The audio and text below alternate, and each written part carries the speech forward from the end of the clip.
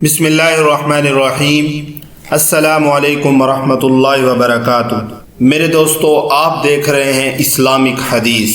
آج میں آپ کے سامنے ان لوگوں کا ذکر کروں گا جن سے قبر میں کسی قسم کا کوئی سوال نہیں ہوگا۔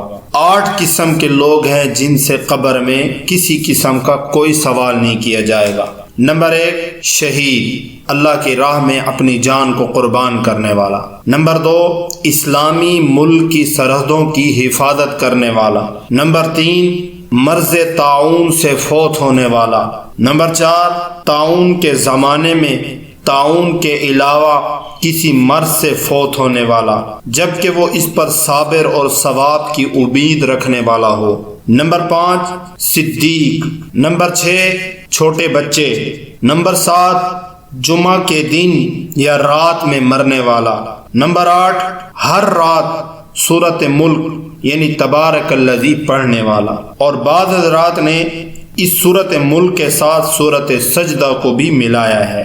تو یہ وہ 8 قسم کے لوگ ہیں جن سے قبر میں کسی قسم کا کوئی سوال و جواب نہیں ہوگا۔